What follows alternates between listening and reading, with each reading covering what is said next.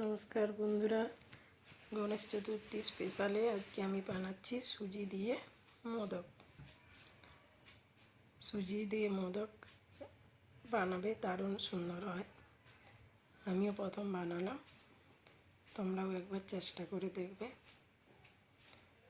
সুজি দিয়ে মোদক আমি প্রথমে তাওয়াতে 1 চামচ মতো ঘি দিয়ে কাজু কিশমিশ বাদামটা কুচিয়ে নিয়েছিলাম, সেটা ঘিয়ের উপরে হালকা করে ভেজে নেব। হালকা ভাজা ভাজা হয়ে গেলে, হালকা করে একটু টাইম লাগবে, হালকা আঁচে ভাজা হচ্ছে তো, হালকা করে ভেজে নিচ্ছি।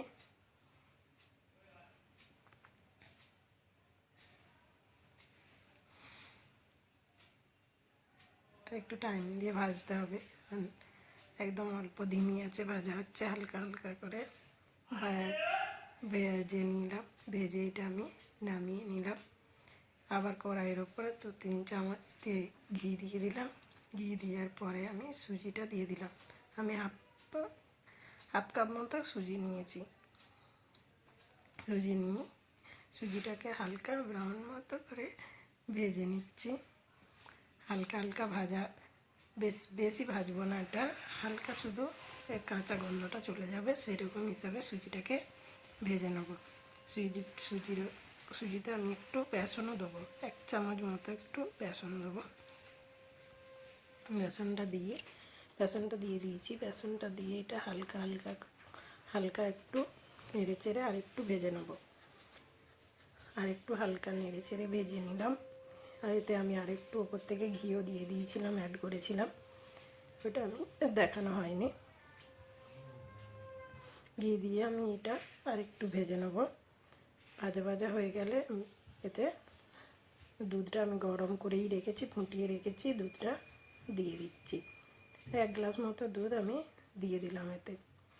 এবার হাফ কাপ সুজি নিয়েছিলাম, সেই হিসাবে হাফ কাপ মতো চিনি আমি এতে অ্যাড করে দিলাম।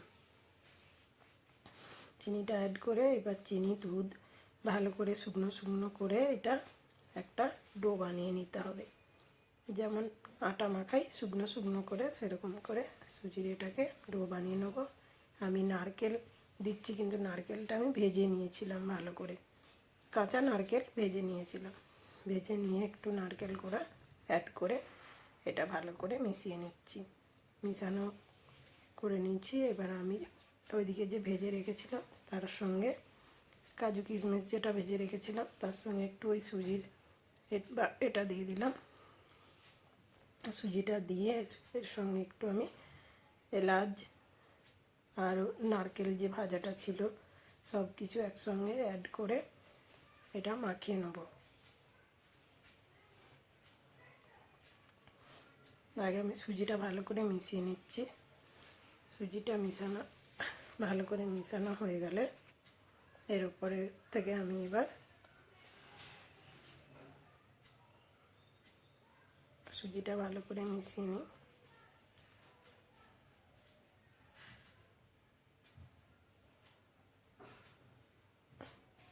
সেই ডোটা যে রেডি করলাম তাতে একটু এলাচ গুঁড়ো দিয়ে দিলাম।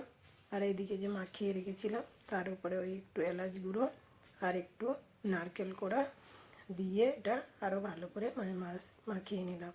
আর আগে তো আমি সুজির মিক্সারটা একটু দিয়েই রেখেছিলাম, ওটা তাতে একটু চিপচিপে টাইপের হবে। এবার এলাচ দিয়ে এটা আমি ভালো করে মিশিয়ে নিচ্ছি। ডোটা আমার রেডি। এটা আমি আরও একটু ঘি দিয়ে ডোটা রেডি করেছিলাম, যাতে হাতে না জড়ায়, হাতে লাগবে না, সেই হিসাবে ডোটা করেছিলাম। ডোটা হয়ে গেছে, আমার লেচিগুলো কাটা হয়ে গেছে। এবার আমি হাতে একটু ভালো করে ঘি লাগিয়ে নিলাম, যাতে ঘিটা হাতে না চিপকে থাকে, সুজিটা হাতে না চিপকে যায়, সেই হিসেবে ঘিটা আমি হাতে ভালো করে লাগিয়ে নিয়েছিলাম। এবার পুর ভরে মোদকের আকার দিচ্ছি। এটা আমি হাতে করেই আকার দিচ্ছি। যার কাছে মোদকের ওই শেপ দেওয়ার এটা নেই, ছাঁচ বলে ওটা, ছাঁচটা নেই, তার জন্যে এই টুথপিক দিয়ে দিতে পারো, আরামসে কি সুন্দর ডিজাইন হয়ে যাবে। দেখো, আমি টুথপিক দিয়েই আজকে করে দেখাচ্ছি, কি সুন্দর মোদকের ডিজাইন হয়ে যাবে। আস্তে আস্তে একটা একটা করে দাগ কাটা হয়ে যাচ্ছে, মোদকের ডিজাইন হয়ে যাচ্ছে।